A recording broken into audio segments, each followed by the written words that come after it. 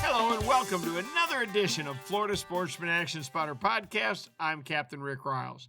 Listen, tonight we're going to take a trip around the state of Florida and we're going to find out where the fish are and what they're biting. Man, everybody's dodging thunderstorms. In fact, you'll probably hear them in the background while we're recording. They're all over the state tonight. But we've got the guys all lined up and check into each fishing hotspot and find out what they've been up to this week and what we can expect in the week ahead. It's going to help make you a better fisherman. Hey, we sure hope you enjoy our broadcast. If you do, make sure that you download it, subscribe to it, and give it to a friend. You got a buddy who doesn't catch fish, maybe we can help him too. Tonight's podcast and every podcast we do is brought to you by Yamaha. Reliability starts here. By Tournament Master Chum, the best chum on earth. By Nosara, Paradise Fishing, your dream vacation. And by Young Boats. You want the finest in flat spay and offshore hybrids? You need to check out youngboats.com. Okay, we're going to start up in the northeast corner of the state by checking in with our buddy, Captain David Voorhees. David, how are you? I'm doing fine, Rick. How are you doing? Well, I'm a little wet. It is some kind of storming outside, I promise you, but I understand it's been storming up in North Florida, too. It sure has, Rick. Matter of fact, we had to cut our trip short today. We were able to get a little over 2 hours of fishing in, and pretty soon it just came down. And in the 2 hours, we managed to catch 3 nice flounder and a couple of really good mangrove snapper. Wasn't a complete loss, but the good tide was later in the day, which was when we've been catching the redfish on that low tide. Unfortunately, this week, that's going to happen later. So you're going to have to start out early in the morning with high water, fish the grass. There's been plenty of fish on the flats this week. We caught several nice reds up on the flats, but as usual, they spook up and you might catch 1 or 2 out of the school and then you won't see them again. So, but the big story this week, as was last week, Rick, is the flounder, and the flounder bite has absolutely been one of the best we've seen in quite some years, I must say. We've often wondered, how these cycles work, and we don't quite understand it, but it's definitely a good cycle for the flounder. Talk to the boys down in St. Augustine area. No big secret down there, Rick. It's called Docks and Rocks, and there's not too many docks and rocks to fish down there, so most people know where to catch the good flounder, and we've been hearing about some 4-pounders and up being caught around the docks and stuff like that. Up here along the St. Johns River, haven't heard, the great numbers, the great sizes, but it seems like the mouth of the feeder creeks in the intercoastal seems to be holding the best flounder right now. I think these flounders, when this tide empties out, they're sitting at the mouth of these little creeks, and they're getting fat and happy. But this is the time of year. It's still summertime. Woke up today, and boy, there was just this hint of fall in the air. But we're still catching a cornucopia of fish, Rick. Sheephead, black drum, snapper, flounder. You just don't know what you're going to catch this time of year. I know we've been coming back to the boat ramp a couple of times with 4 and 5 different species to clean. So that's a good note. We're just praying for this water temperature to start dropping again. It came back up. We had a lot of sort of sunshine earlier in the week, so it really warmed the water back up. It had gotten down to about 82, and now it's back up to 85.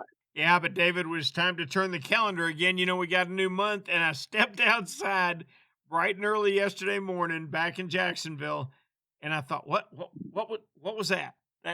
I felt cool. It didn't last long, Cap, but if you use a little imagination, you can almost feel the season starting to change, can't you? Yes, I can. As a matter of fact, I went to the camp this week, and on the way over there was some trees changing color, some maple trees. Man, that was really interesting, and I was like, yeah, come on, fall. We're waiting on you. We're waiting on you. Yeah, let's get past this storm season, and we'll be some happy boys. David, you made an interesting point a few minutes ago, and it's something I've always wondered about, and I remember my old days in the charter business and what we did.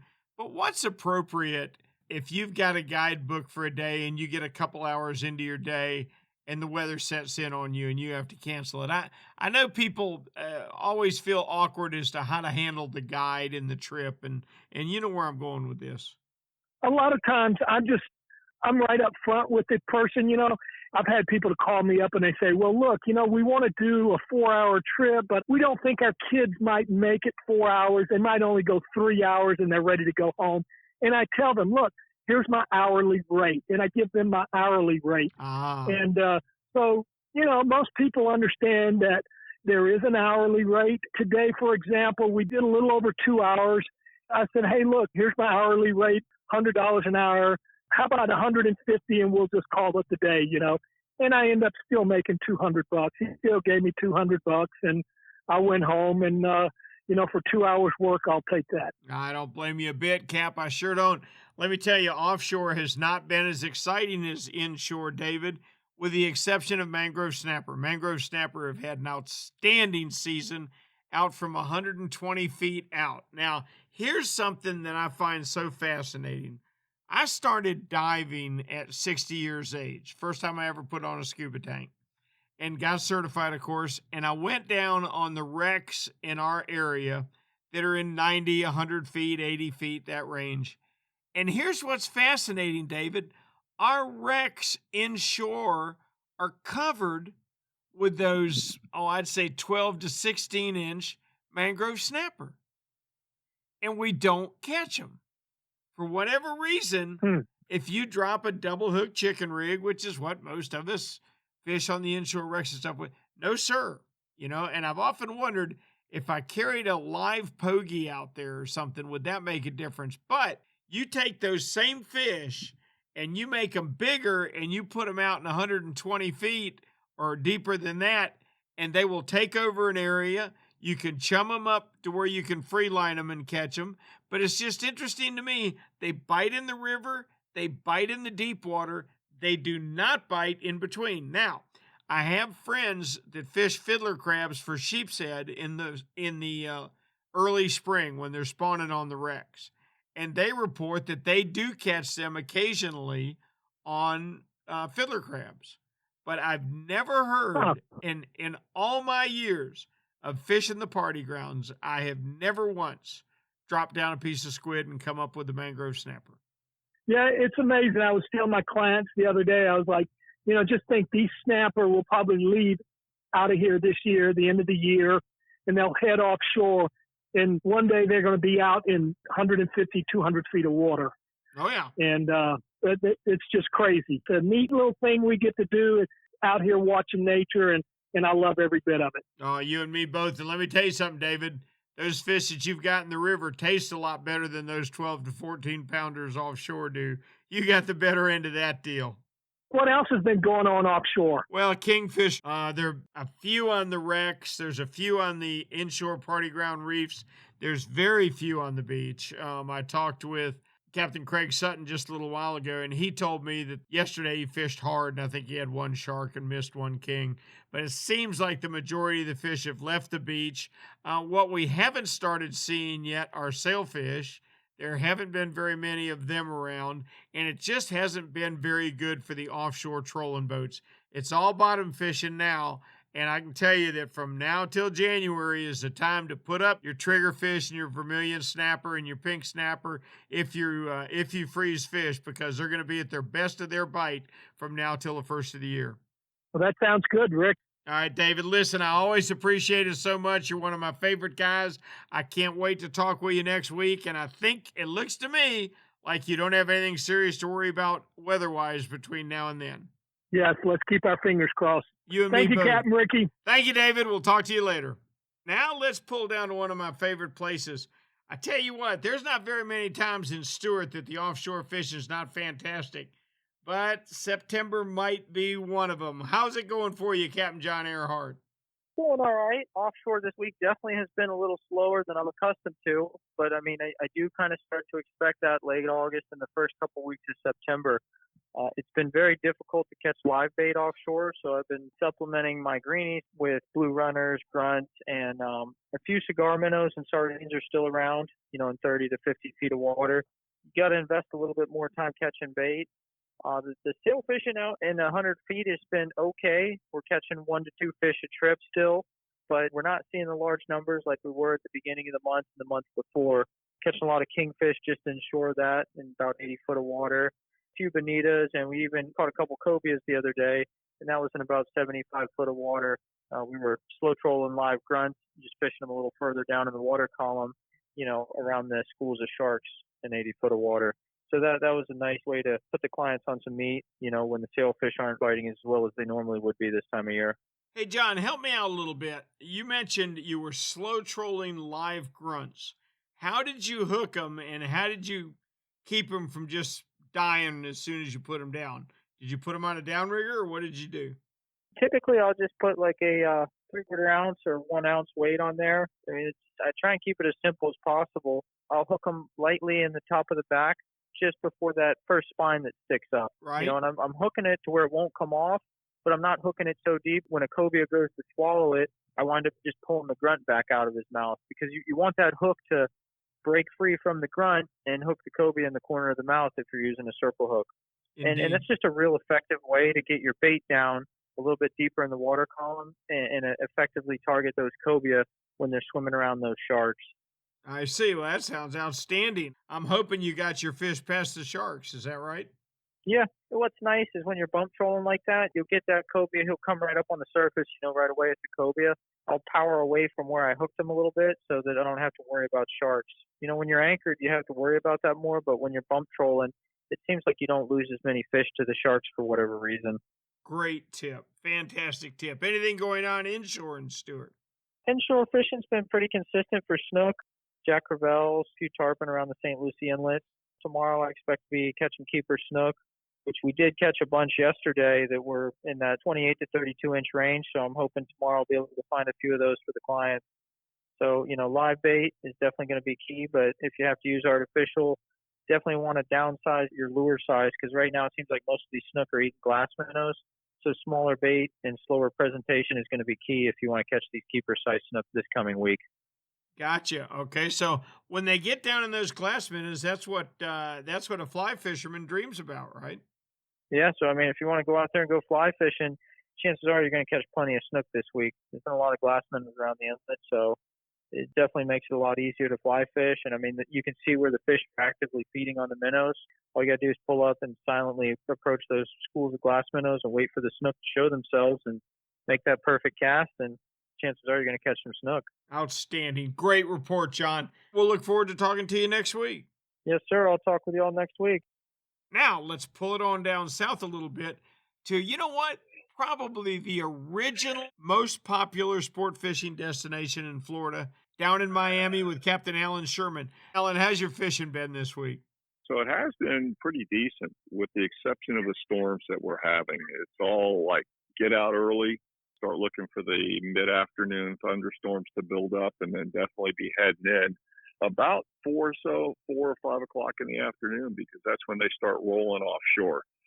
These storms have been building up inshore over the land, and once they get going, it's almost like a mini hurricane, so you don't want to be caught in that stuff. But the guys that are getting out early are definitely catching some fish, and we've got some interesting things going on here this week, with the first thing being the snook season on the Atlantic and even on the Gulf side opening up on September 1st. Snook, you'll be allowed to actually keep them now instead of having to catch and release like it's been for the last few months.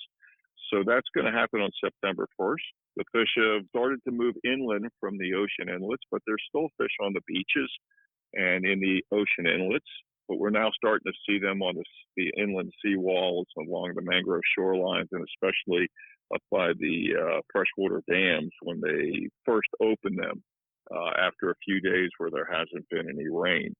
So you have a really good shot at getting a slot size snook 28 to 32 inches on the Atlantic side and 28 to 33 inches on the Gulf side. So the fish, you can target them with live pilchards, live threats and herring, mullet, pinfish, large shrimp, flare hawk jigs, and anything else that might be in your tackle box. You got a good shot at getting a fish that you can take home. The other cool thing is the full moon comes up this week, and the Cubera snappers, usually in August on the full moon. This is going to be September 1st, I think, on the full moon, or the 2nd. And those Cubera snappers, they like to spawn on that moon. So you can target those guys on the deep, well, not even deep, say 100 feet, 80 feet on out to about 200 feet of water. Most of the guys target them at night. And the key to that fishery is you need to have some legal size crawfish, spiny lobsters, because that's what these cuberas are looking for. And we're talking about the granddaddy of all snappers. This fish has got some big old fangs that will destroy a pretty strong hook. So you got to really step up your tackle. The fish are going to be anywhere from 20 to 100 pounds and sometimes more. So, that's a fish that you better be ready for it when you get a strike. I got to stop you right there. I can't stand it any longer. Okay. You're asking me to give up a live lobster to catch what is essentially an oversized mangrove snapper, right? Exactly. Okay, right. I was just checking. Okay. We have a pretty good population of the spiny crawfish, the Florida lobster here, and the season's open, and the guys are still catching them in pretty good numbers. And what many people will do is they'll go out days before, they want to go cubera snapper fishing, and if they live on the water or know somebody who does, they'll go out and catch a legal limit, which is 6 per person. And they'll bring them back and they'll stick them in a cage and keep them in the water. And when they think they've got enough and they decide to go fishing for those cuberas, there goes those spiny lobsters. I like to watch these guys do that and go over and, just grab a couple for dinner, They're not going to miss them. But I'd be like, I'd get out there and the crew would go, "Hey, Rick, where are the lobster?" I go, "I don't know. I don't know what happened to them." What's that butter dripping down your lips, right? That's exactly right. I'll give you an interesting piece of trivia on cubera snapper. Okay, you ready for this? All right. And I don't know that it's still holding, but I suspect that it is. Where was the women's world record for cubera snapper caught, and how much did it weigh? I don't know. I want to say maybe Costa Rica. Nope. How about Mayport, Florida, 118? Wow. 118 pounds. That's it. A woman named Berta McKendry was fishing for amberjack with a live grunt, and she caught a 118-pound cubera snapper. Well, there you go. You don't have to have a crawfish. Huh? Isn't that something? Yeah, that doesn't happen every day. So before we hit the inshore fishing, let's talk about the dolphin fishing offshore. Sure. The great big weed lines and mats of weeds and scatter weeds, all that stuff is kind of cleared up since those storms came through on the Gulf side here last week. And now there's very little weed out there. So the guys are reverting to trolling. Rig ballyhoo, feathers, and soft plastics, like these big squids, are working really good. But they're also looking for the floating debris that those hurricanes and tropical depression storms created, because that stuff is moving by us. It has been for a week now, and that's where a lot of the fish are coming off of. So if you're out there looking for dolphin, 600 feet out to as far as 1,700 feet of water. But keep your eyes open for floating debris. And if you're one of the first guys on the water in the fishing grounds for dolphin, you stand the best chance of hooking up with the most dolphin, because you'll hit a piece of floating debris that hasn't already been targeted. And there's been wahoo under some of these floating debris. So carry a vertical jig with you and drop that thing down 100 feet or more and work that back up. The inshore fishing has been mostly in South Bay. The North Bay is still trying to recover from the fish kills of a week or more ago, and the water quality in the bay still has not gotten great. If we get any calm weather that lasts for more than 4 or 5 days, we may have a repeat of that. But we are starting to see a migration of bait fish now. Whereas weeks ago there were no bait fish in the bay, now there are schools of pilchards, threadfin herring, Spanish sardines, and I did see my first school of finger mullet on Thursday. So that's kind of exciting.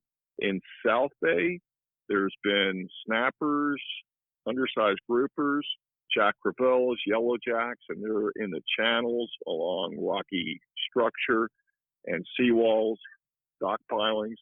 So there's a good fishery going on down there as well. Other than bonefish and permit on the shallow flats, I think that kind of wraps it up for us. Alan, that's great that you mentioned juvenile grouper in your inshore waters, because we don't have them in Jacksonville anymore, and we're frantically trying to find out why. Our grouper fishing's taking a terrible hit, and it coincides with the fact that we quit seeing the little ones inshore. So we don't know which caused what, but for whatever reason, I'm glad you've got them going on down there. Maybe some of them will migrate north. Alan, that was a great report. We appreciate the heck out of it, and keep chasing that 118-pound Cubera snapper with your. I'm going to eat the lobsters. I'm with you. We'll be back next week. Thanks, Alan.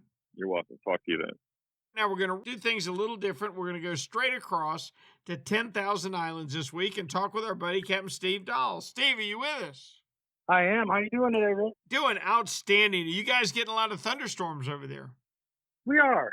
It's the season, if you will. Yeah, it's kind of the par for the course for August and September in Florida. So, let me ask you something. Does it seem to you like they're getting any worse, or am I just getting older and that lightning scares me more?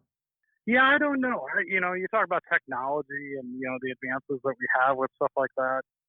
Where was the Weather Channel 25 years ago? Right. And all these apps that we have on our phones. And, maybe it's just we're more conditioned to it. It's just pushed on us so aggressively. Seems like since Katrina in New Orleans and, when that happened, the world changed, or at least, the heightened of awareness for hurricanes certainly changed. So that's kind of the big difference I've seen. Yeah, no doubt. It looks to me like Laura made just about as good of landfall as she could have made for not hitting a major population center. Sure did. I got some friends fishing in Venice right now. Really? Okay, well, that's fantastic. Up in Louisiana, so there's high water and things like that. It's good to hear that, no trouble. But yes, they got lucky. Well, it sure is. Well, how was your fishing this week, Steve? It's been really good. I mean, you talk about, it's rolling thunderstorms right into that, and the pre-front bite is always good. If you can get on the front end of that front, it's good. The redfish are finally showing up. It's been pretty consistent the last 2-3 weeks. Water temperatures are dropping down again, something aided by the thunderstorms daily. It's getting good, Rick. Fall's my favorite time. The inshore bite is about as strong as it's been. Now that water temperature's starting to creep down a little bit, the redfish, snook, and the trout are all kind of getting fired up right now. So, are you bait fishing now, Steve, or are you artificial fishing? I'm doing a little bit of both. As the years have gone, obviously the bait's the easy deal. I wouldn't say a guaranteed bite. I never like to use that word in fishing. But I love throwing out fishes with my customers. So if I got a savvy guy that, can chuck and wind all day, really limited to about 2 or 3 this time of year. A soft plastic paddle tail and like a quarter-ounce jig head, a top water bait first thing in the morning, or if you get some overcast skies.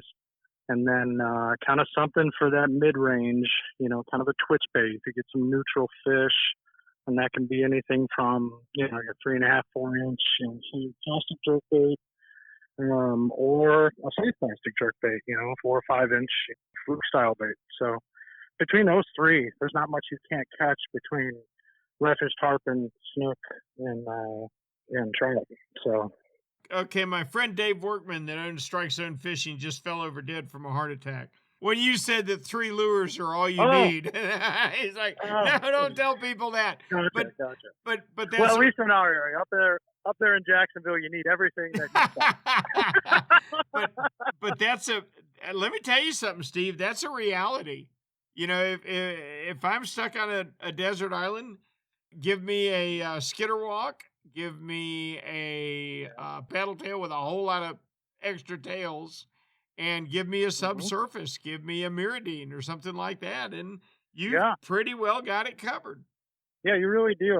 Back in my bass tournament fishing days, you've got all the stuff you bring on your boat, and at the end, I used to get in the habit of throwing the stuff I used throughout practice on the deck, and then I'd evaluate that when I got back to the hotel room or whatever it was, and you start looking, you're like, gosh darn it, man, I used 3 baits today. Yeah, that's right. That's right. What I mean? And I brought, 400 pounds of soft plastic baits. Confidence is key. Fish something that you're confident in. You're not kidding. I'm a big believer in that offshore.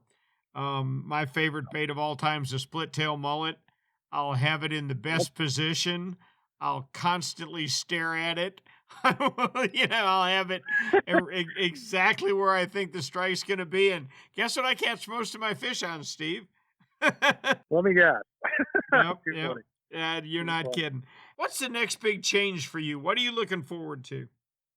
Just that full-on October bite. That generally happens sometime in September. I don't know when that is. But once we get that, it just kind of paces my next 6 months, to be honest with you, because we'll get a good 3 months of a real strong schooled-up redfish bite. Could still catch all the big four in the backcountry.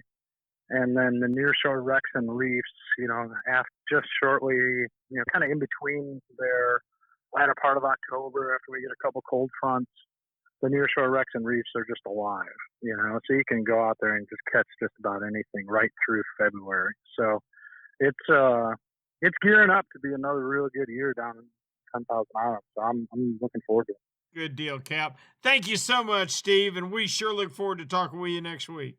Sounds good, Rick. Let's swing on over to Southwest Florida. That's where the main man in charge is Captain Greg Stamper with Snook Stamp Charters, and I've got a funny feeling he is ready for snook season to open. Are you with us, Greg? I am, Rick, but I can't worry about snook season until May of 2021. Oh, is that right? I thought the Gulf opened up too on September 1st. I'm wrong, huh? No. Way south of us, they can do it, and way north of us. I Quite see. north of Ray, they can do it. But, quite honestly, it is what it is. We had that massive red tide Right. that really crippled the population. And the right thing to do was to close it for several years.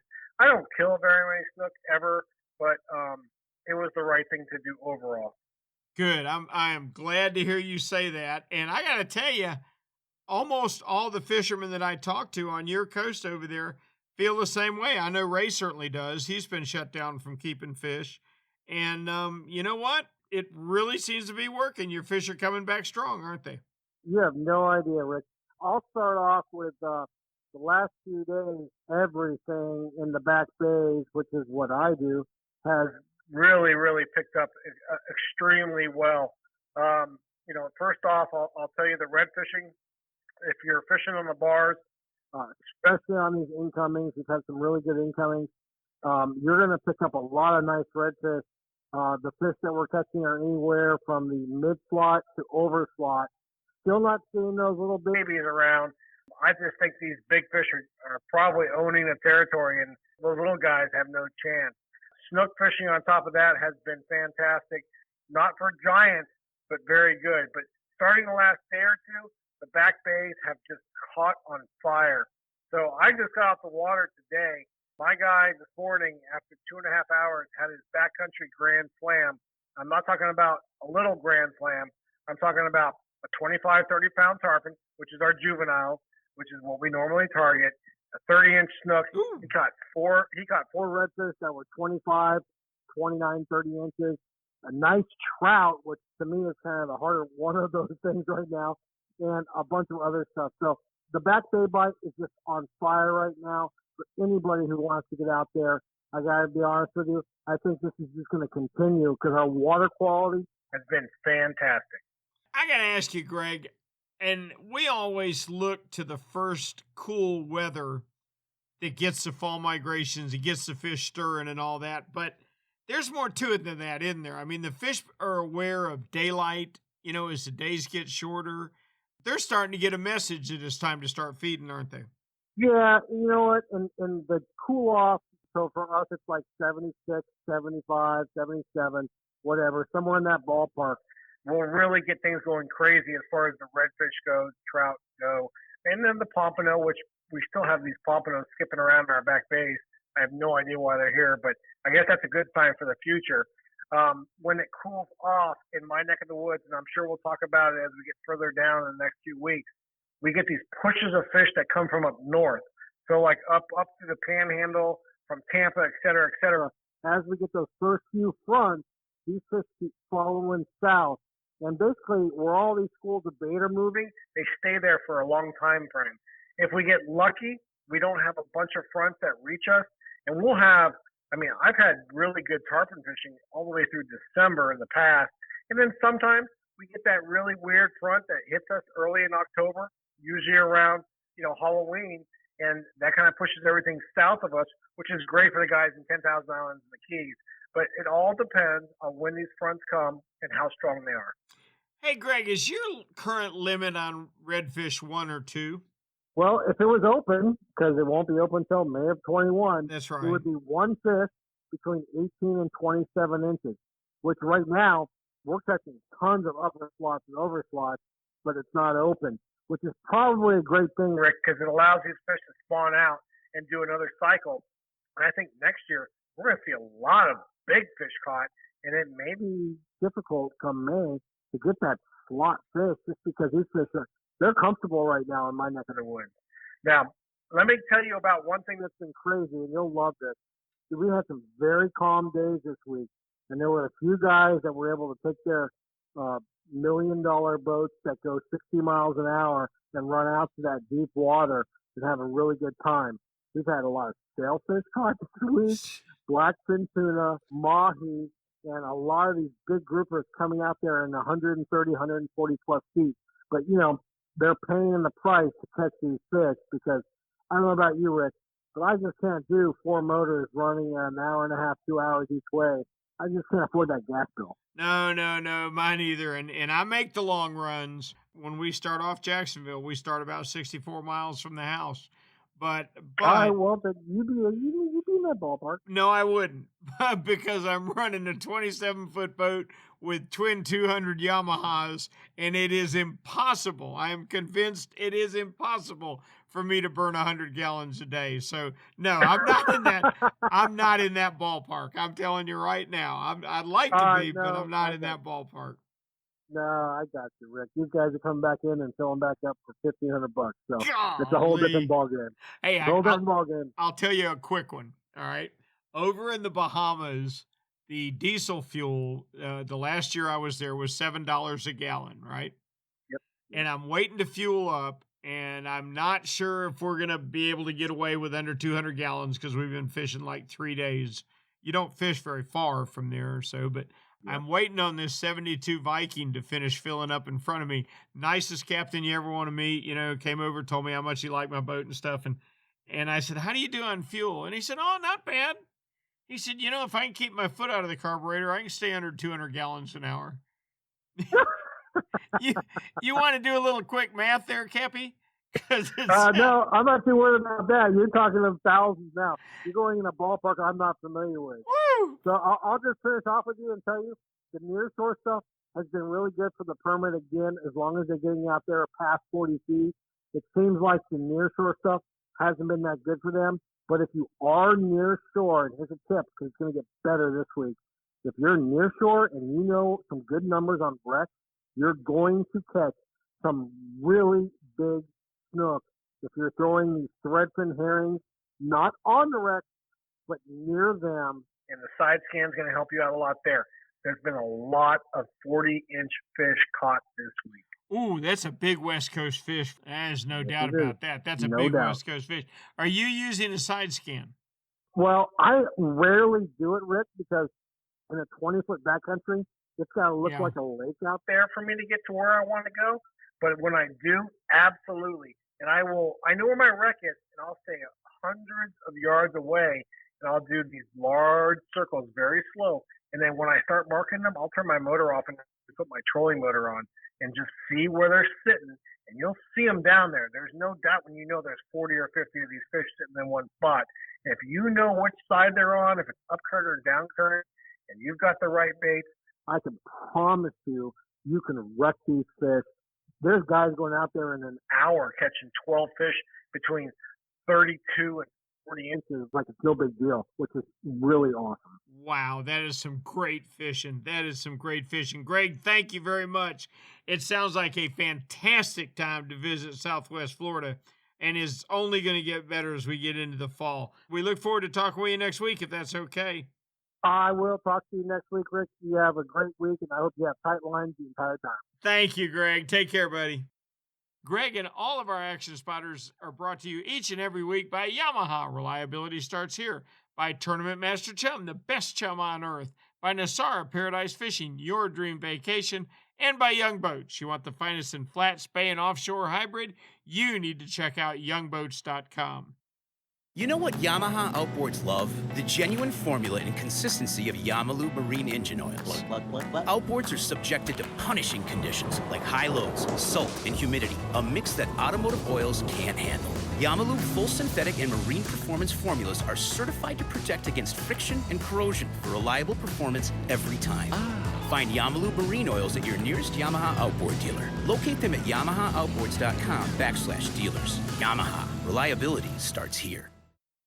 Hey, Raj, being consistent is the mark of a quality product. If you've been Florida's #1 chum for over 10 years, there's got to be a reason. For 10 years, Tournament Master Chum has lived up to his name. That's why more tournament pros insist on Tournament Master than any other chum. It's the only chum with menhaden milk mixed right in. That means it gets the scent out faster and deeper than any other brand of chum. It comes in a grind size for every species from kingfish to catching bait. Your fishing time is way too precious to use second-rate chum. Bring the action to you by insisting on Tournament Master Chum. It's worth every penny.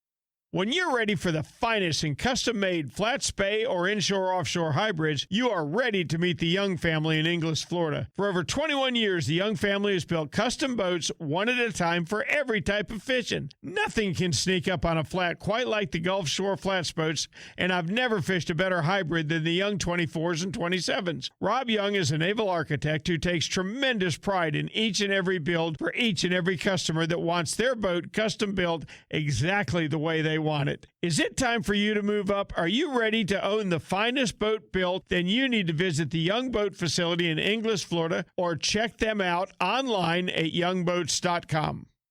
Now let's pull up to the West Central area. That's where the same guy's been in charge for all 24 years that I've known him, Captain Ray Markham. Ray, how are you?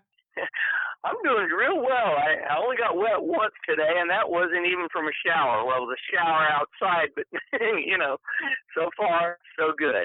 Yeah, I tell you what, we've had some violent thunderstorms over here in Stuart this afternoon. Oh, my. It has been a booger. It's just been a regular thing, It hasn't been a regular time each day. It's been different every day, but boy, when they come in with a vengeance, yeah, and we've seen a lot of lightning. Yeah, they do. Hey, Ray, how's your fishing been this week? It has been off the charts good. As far as red fishing is concerned, that was my main target for the last week. There's a lot of fish around, and the good thing is that I'm seeing a lot of different size classes of fish. So I'm seeing 1 year, 2 year, 3 year, maybe 4 and 5 year old fish. We've got a good makeup of fish. It's not like we're skipping a generation or two of fish. So there's a lot of fish out here. There's a lot of big breeders running around here right now. This week, the fish we caught ranged anywhere from 18 to about 31 inches. I got a redfish question for you. How old is an 18-inch redfish? Well, it depends on where you find that fish and the kind of food that they have available to them. But as a general rule, here where I am, that fish is probably going to be between a year and a half old. Okay. Give me the average age of a 27-inch fish.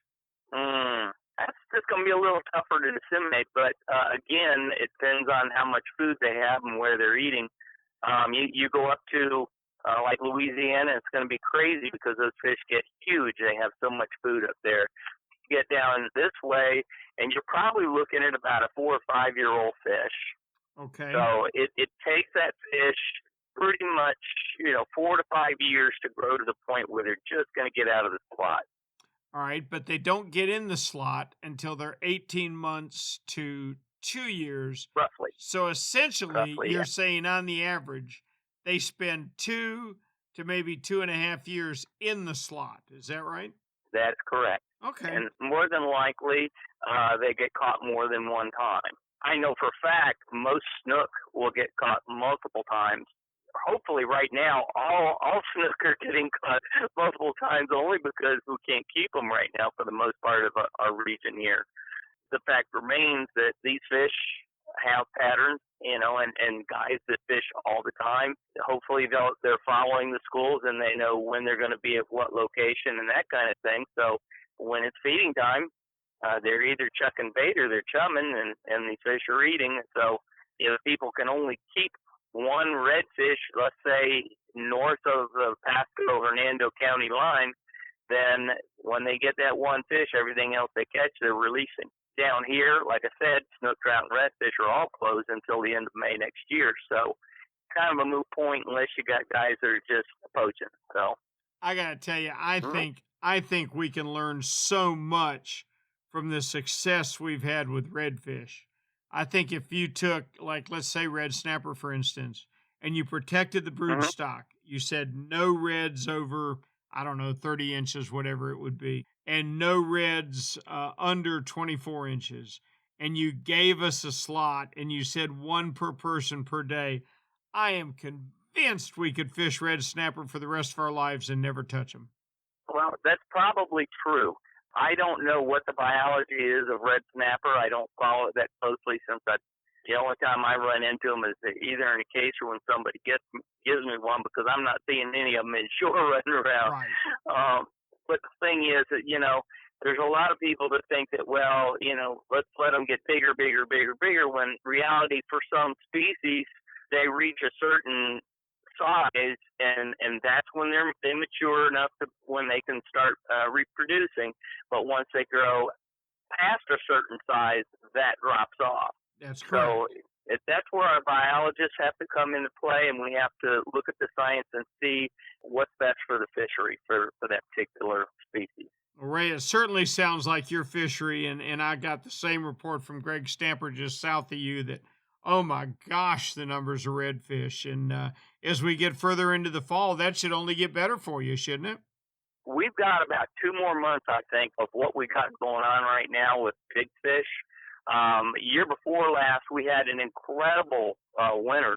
I mean, even December and January, I was catching multiple 40-plus inch redfish here, even in January, which is pretty unheard of. Normally, it's August through about October, and then those big breeders take off. But I think a couple of years ago when we had that red tide push right up to the mouth of Tampa Bay, those big fish that were here, they pushed all up in the upper portions of the bay and just stayed there because they wanted to avoid that red tide. And I believe they can smell it, they can sense it, and they try and go another direction. And if they tried to come out of the bay and they sensed that red tide was there, they probably turned right around and went back. But it took them a few months to take off, but when they did, it was like a mass exodus, and things were a little quiet for a while. You could almost hear crickets.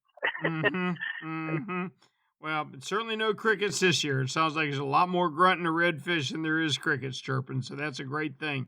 I'm positive, and I don't really tout it too much because I don't fish for them, but I'll tell you, gray triggerfish is reopening tomorrow out in the Gulf here, in Gulf State and federal waters. And, I mean, if you've ever eaten triggerfish, you know it's definitely not one you're going to release if it's in season and it's in the size range that you can keep them. So that might be on my list of things to do if I find somebody with a big boat that wants to take off offshore.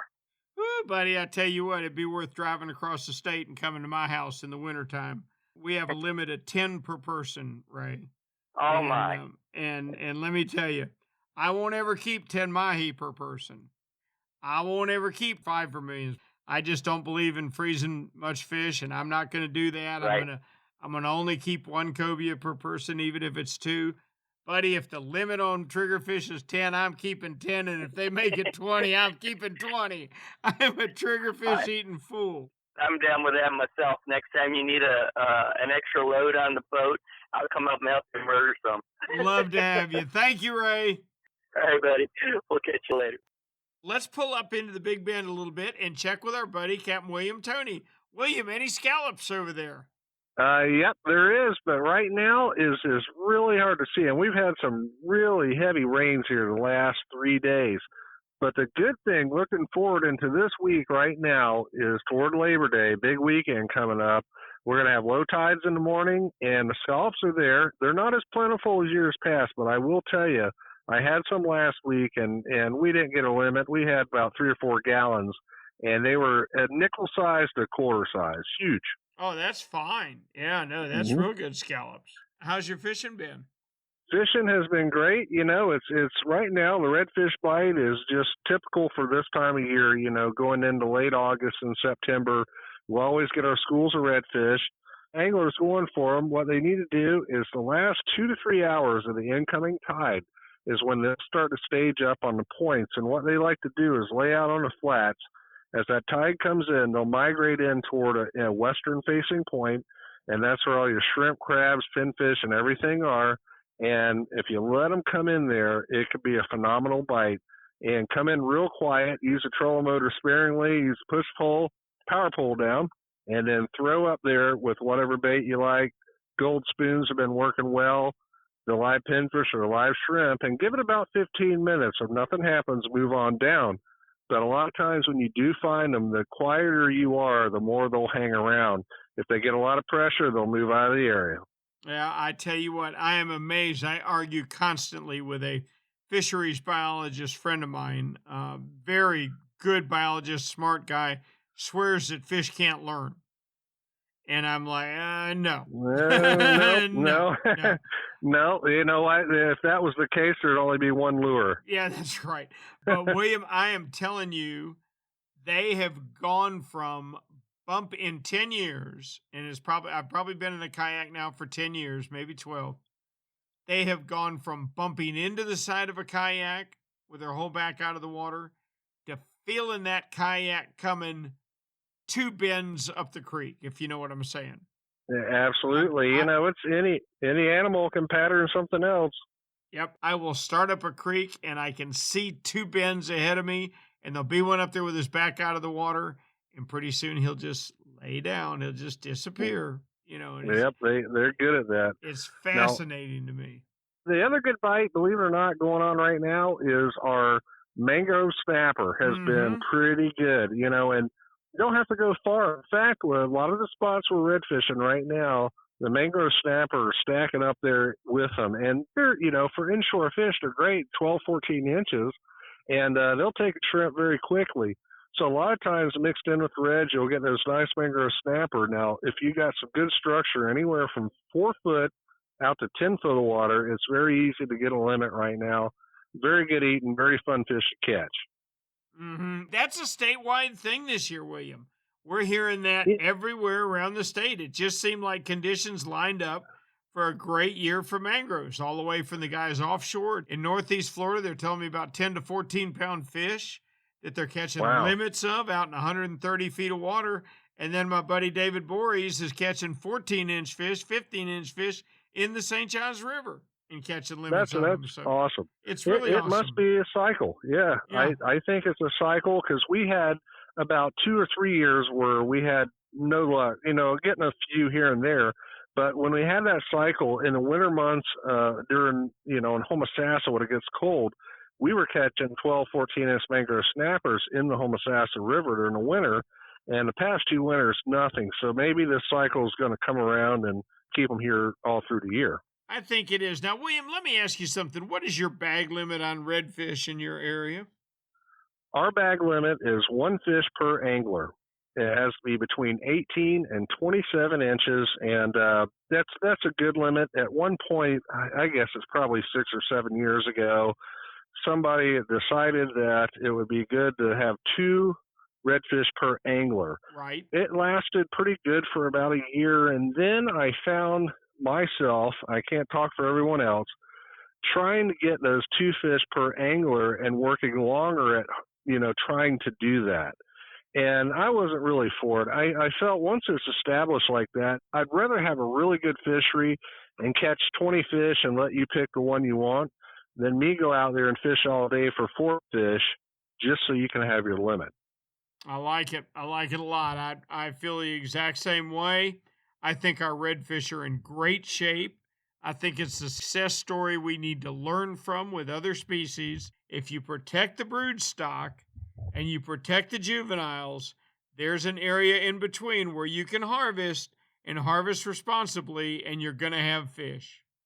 Absolutely, and quality fish. And with our sea trout here on the Big Bend, we recently had changed our regs on it, and that one fish over 19 inches in the vessel, not per person now, and no captain's taking everything. We're starting to see the effects of that. And the trout fishing actually for this time of year has been really good. And I tell you what, as we get down in that water temperature down in the mid-70s to about 70 degrees, is going to be off the hook out here, all up and down the Big Bend for our sea trout.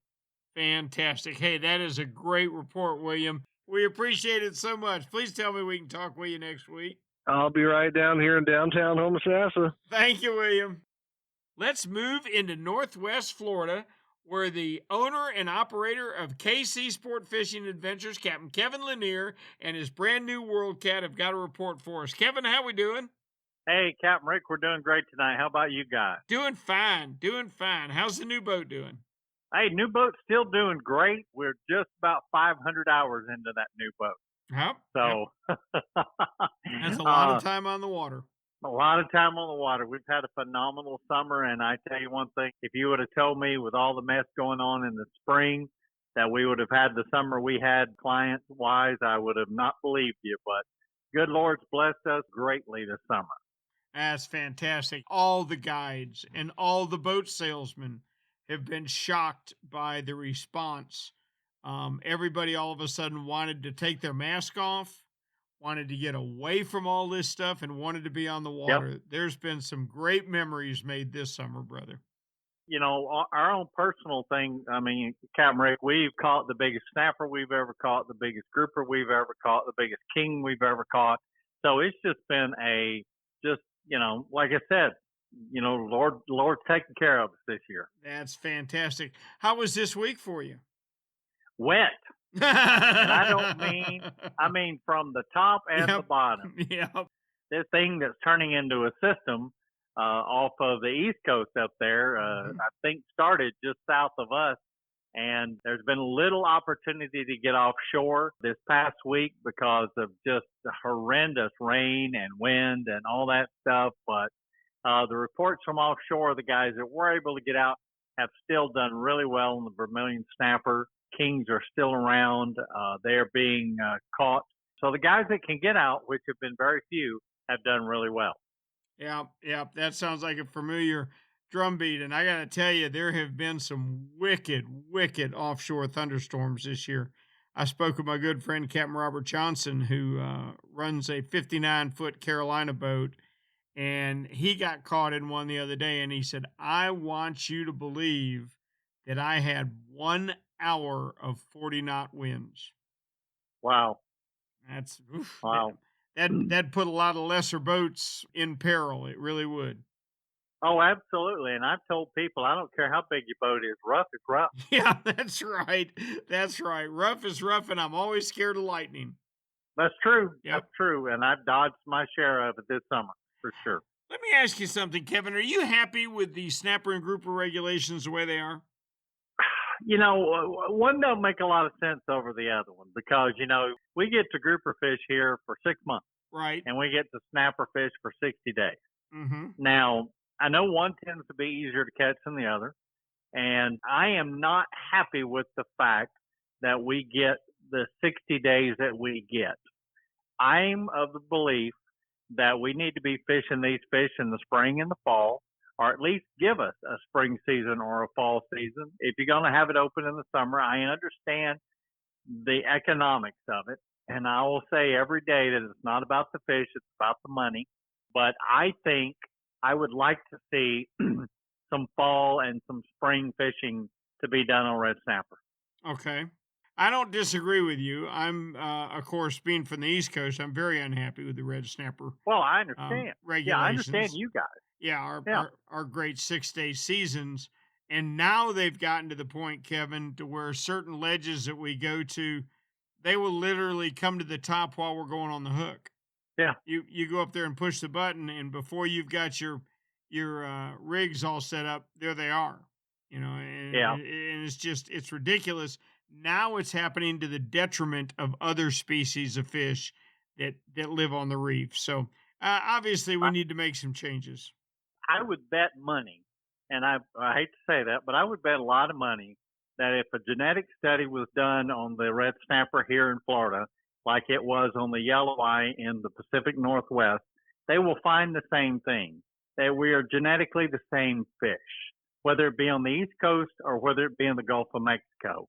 That being said, you know, there ought to be some equality with the season because we're talking about fish that migrate. There's tagged fish that have been tagged off of Destin and caught off of Jacksonville. Mm-hmm. So when you look at it in that scheme of things, there should be a longer season on the East Coast.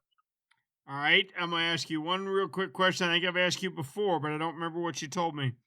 What if we patterned it after redfish? What if we protected all the juveniles and we protected all the oversized? And before you say, Captain Rick, the big oversized are going to die, I'm going to take the case of descending devices, and I'm going to take the case that we're not going to fish for the big mules. Nobody's going to drop down a live grunt when the slot limit is 20 to 24 inches. Cap, I believe in all my heart we could have an 18 to 24, work it out, a 4 to 8 pound fish, where you could take one 4 to 8 pound fish per person per day.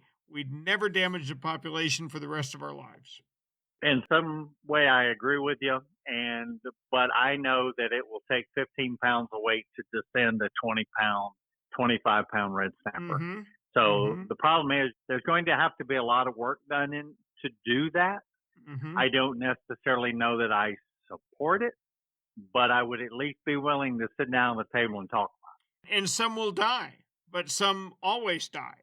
And some oversized redfish don't make it. It doesn't mean throw the baby out with the bathwater. Right. But part of the problem is you got to have a mortality factor even for us to be out there fishing for grouper right now. Right. I mean, they have to count so many dead snapper for every month that we fish for grouper. Sure. I mean, you're going to have that mortality rate anyhow because of the rate we're catching them. Yeah. Well, something's got to happen better than what we are now. I can tell you that much. The sad part about it is we put in regulations without sunset clauses, so we're stuck with them. Right, right. I don't believe any regulation put out today should not have a sunset clause in it, or at least say we will revisit it on this day at this many years later, like the Apalachicola Bay oysters. No harvesting of live oysters out of Apalachicola Bay for 5 years. Mm-hmm. And then we readdress it. Yep. Correct. I agree. We don't readdress. Well, what you're saying is at the end of 5 years, then you can harvest them, right? Right. They've closed it for 5 years, and they will restart harvest after the end of the 5-year period of time. Okay. Yeah. I understand that concept, and I'd like to see something like that happen with red snapper, and I'd like it pretty soon. I'm an old man. I can't fish for them too much longer. Part of the problem is you have to be forward-thinking. And so many scientists, everything is based on facts and what the data says in front of them right now. Right. Yeah, you're exactly right. Thank you, Kevin. We'll talk with you next week. I will look forward to it, as always. Thank you, buddy. You can't leave Florida till you go out the Panhandle, and that's where Tyler Massey is large and in charge with all the fishing report we need. How we doing, Tyler? Oh, we're doing good, Rick. How are you all doing? We're doing outstanding. Tell me about the fishing in the Panhandle. We've had a little bit of rain and stuff the last few days, so haven't been able to get offshore too much, and the inshore guys are being chased around by the storms too. But fishing has been pretty good. Offshore, tomorrow actually triggerfish open for us here, and we talked about this all snapper season and everything. They're just everywhere out there, so that's going to be a good target for people to go, get a couple of fish to eat, and they're really good eating and they're going to be easy to catch. They are the best eating, in my opinion. Now, you guys have a limit of one per person? One per person at 15 inches is what it is right now. And, it's 15 inches is a pretty nice one, but it'd be pretty cool if it was 2 at 14 inches. But, we'll take what we can get at this point. Yeah, I know. We've been very blessed. I've always said I'd love to have you guys red snapper regulations, but I want nothing to do with your triggerfish regulations. With us, it's 10 fish, 14 inches year round. That's pretty awesome over there, for sure. When we're just getting into the time of year where they're going to get real strong, too. Oh, yeah, for sure. I mean, it seems like over here, though, it's like they're always biting super fast over here. Every wreck's covered with them, and we don't get to keep that many, so that's probably the reason. When we're fishing for the triggerfish, other catches will be vermilion snappers.